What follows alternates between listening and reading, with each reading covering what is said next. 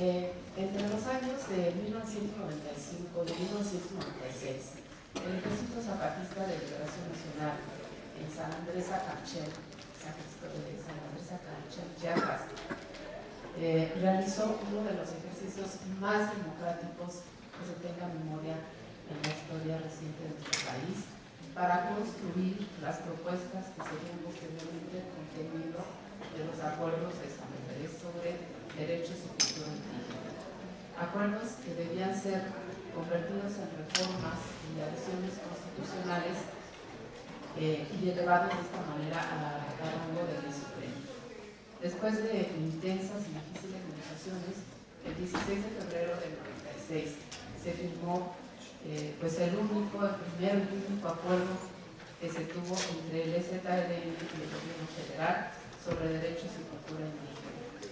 A pesar de haber sido suscritos por los delegados del gobierno federal, estos acuerdos a nombre del propio gobierno federal, se negó al cumplimiento de estos acuerdos, eludiendo consecuentemente una obligación jurídica que había asumido con el EZLN y frente a toda la sociedad civil.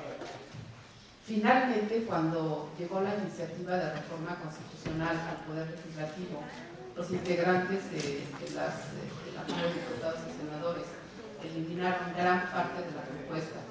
En particular, eliminaron todo lo relativo a tierras y territorios, dejando una formulación que no reconoce derechos de ningún tipo sobre las tierras y recursos naturales, porque los subordina a leyes secundarias y a derechos de terceros. La importancia que el EZLN le dio a la lucha por la tierra estaba más que justificada y era una consecuencia lógica por las condiciones de esclavitud en que vivían los integrantes indígenas que trabajaban en las haciendas. Por ello, desde 1994, recuperaron las tierras que estaban en manos de los hacendados, donde los indígenas eran tratados como esclavos. A casi 20 años de los acuerdos de San Andrés, y contrario a la protección de los derechos indígenas que ahí se había planteado, se han eliminado por completo estos derechos, aprobando una serie de reformas constitucionales y leyes secundarias que han transformado todo el marco jurídico nacional y en particular el marco jurídico en el campo, afectando de una manera radical la propiedad social de la tierra y dejando de lado la protección legal que tenían los ejidos y las comunidades sobre sus tierras, bosques y aguas y recursos naturales, propiciando el despojo a favor de empresas nacionales y extranjeras. Tal es el caso de la reforma energética, la ley de hidrocarburos, la ley minera, la ley de inversiones extranjeras y la reforma constitucional para que los extranjeros puedan adquirir tierras en las playas y en las fronteras, cosa que anteriormente estaba expresamente prohibida. La ley sobre hidrocarburos se aprobó el 11 de agosto de este año. Afecta el tema de las tierras y establece en su contenido una serie de disposiciones que contravienen otras leyes que están vigentes y que son anteriores a esta ley de hidrocarburos, como es el caso de la ley agraria. En esta ley agraria se establece expropiación de terrenos ejidales o comunales por causa de utilidad pública, pero siempre mediante el pago de una indemnización a valor comercial de la tierra. Y una cosa muy importante es que se prohíbe expresamente la ocupación previa de los terrenos con el pretexto de que pudiera estar en marcha una expropiación.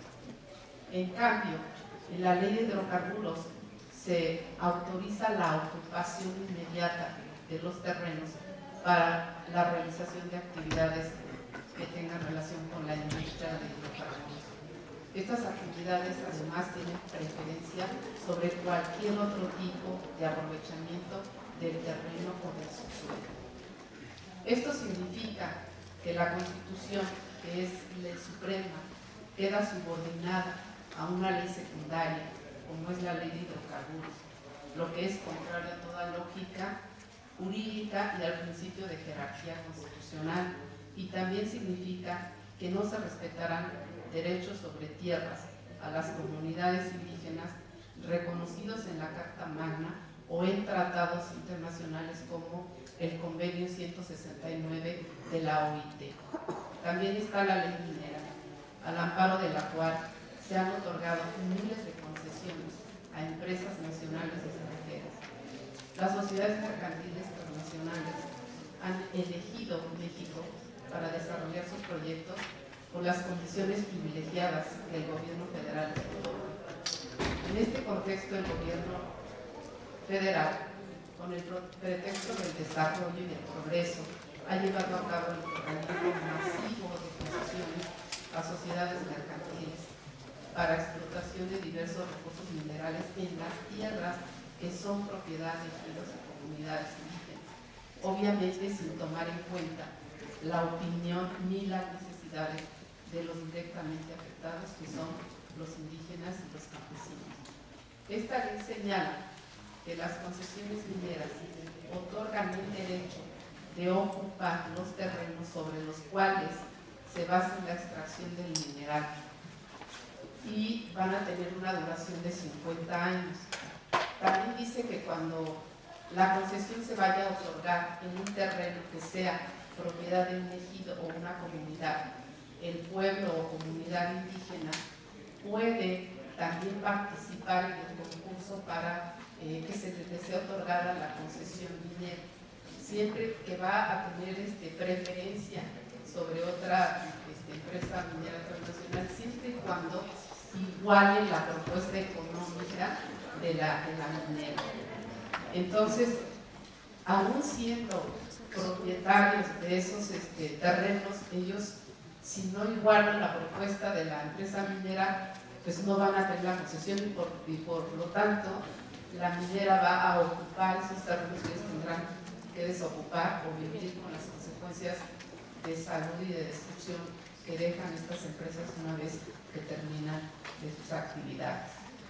Además de estas leyes que he mencionado, también está otra reforma al artículo 27 que se hizo apenas el año pasado y que eliminó una prohibición expresa que tenía el artículo 27 para que los extranjeros no pudieran adquirir tierras en una franja de 100 kilómetros a lo largo de las fronteras y de 50 kilómetros en las playas.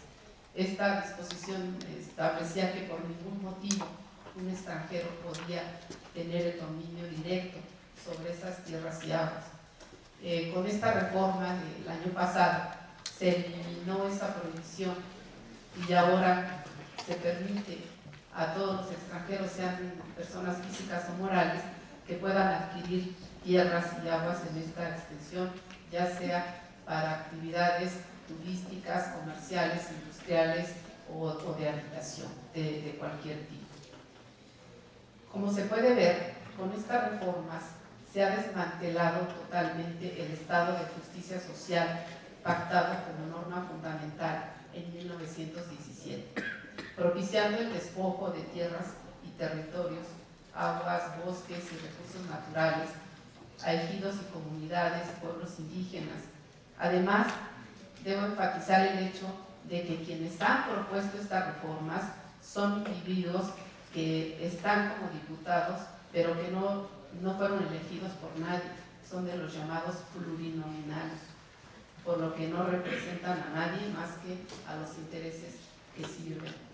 La Constitución, por este motivo, se ha convertido en la expresión de voluntad de este grupo pequeño en el poder para hacer del gobierno una gran junta de negocios en la que ellos se han erigido como propietarios, administradores y beneficiarios vitalicios de los bienes de la nación. Las leyes y las reformas constitucionales carecen de toda legitimidad. Por ello, los ciudadanos no nos reconocemos ni en las leyes ni en las instituciones. No nos representan. Los zapatistas en sus territorios han vuelto a restablecer el difícil equilibrio entre la legalidad y la legitimidad. La vida ahí vuelve a ser posible. Esa es la gran enseñanza que ellos han dado en estos 20 años. la creación de un lugar donde la vida ya no está amenazada, donde la justicia y la democracia existen y se ejercen de una manera real. Quizá en las pequeñas comunidades indígenas zapatistas está la semilla de un país por venir, de un México futuro.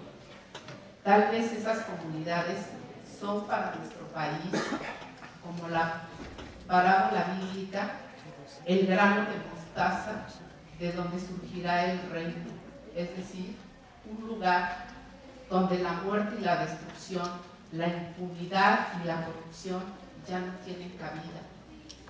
Y la palabra justicia y la palabra bondad han dejado de ser viento y vuelvan a encarnarse. Muchas gracias. Muchas gracias, Bárbara.